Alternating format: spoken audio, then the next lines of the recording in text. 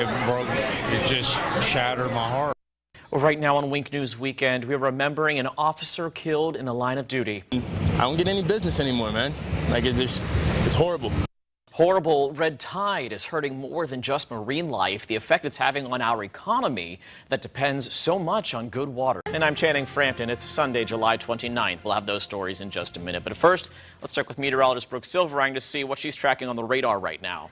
And Officer Jobbers Miller was part of the Fort Myers community only for a short time. He joined the police force here in 2015, but he has a long history of service. And Wink News anchor John Carlos Estrada has a look back at the legacy he's leaving behind. We know parts of southern Arizona, they're preparing for more heavy rain after some storms rolled through this weekend. This is video from Carefree, Arizona. It's kind of beautiful, actually, with those clouds, the lightning. Pretty cool. Thankfully, no reports of any major flooding there, and hopefully no reports of flooding rains here in Southwest Florida. Meanwhile, protesters concerned about our water quality made their presence known in Sarasota this weekend. Republican politicians held a rally there to talk about the issues when the protesters came in. This comes after Governor Scott declared a state of emergency due to the green gunk. Still, protesters say that's not enough.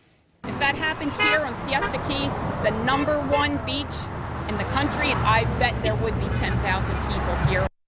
Now, at least 4 protesters, you can see them being escorted away here. They had to be taken out of the arena after interrupting Governor Scott's presentation. Waste not. That's what this Wisconsin man is doing with his new restaurant.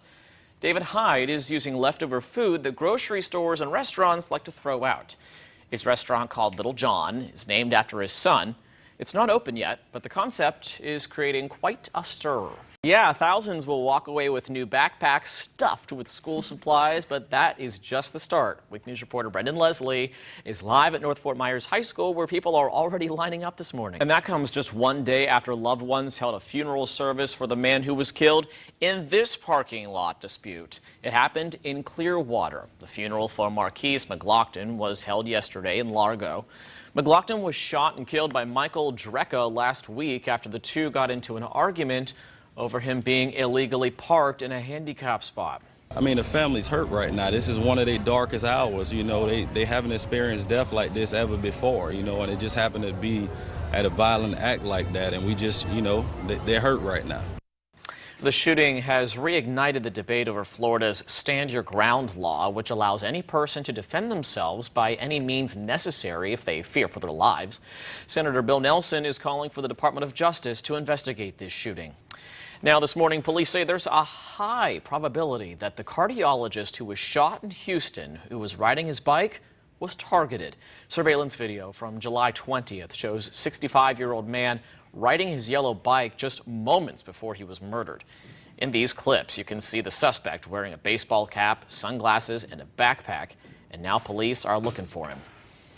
We're going to end up identifying this individual, and we'll be able to get justice for the family, and most importantly, justice for this community that had a brilliant cardiologist taken from us.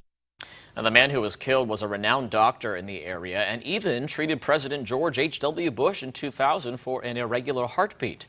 Police are still looking for a motive behind the shooting. And gun violence was the topic of conversation in Tallahassee, where all these people showed up. 2 opposing groups of activists tried to spread their message. Hundreds gathered outside the Capitol for a pro-gun rally just blocks away from where the March for Our Lives rally was being held. Gun owners say they wish they could find a compromise, but many stand by their right to protect themselves and anyone around them by bearing arms. Well, the city of Fort Myers also issued a statement on the officer's passing, saying, "We embrace Adam's family and rally to their side as we look ahead." The citizens of Fort Myers have demonstrated their unyielding love and support this past week. It takes bravery and commitment to serve as a first responder. Men and women risk their lives daily to protect and serve our community. This is a devastating loss that affects our entire city.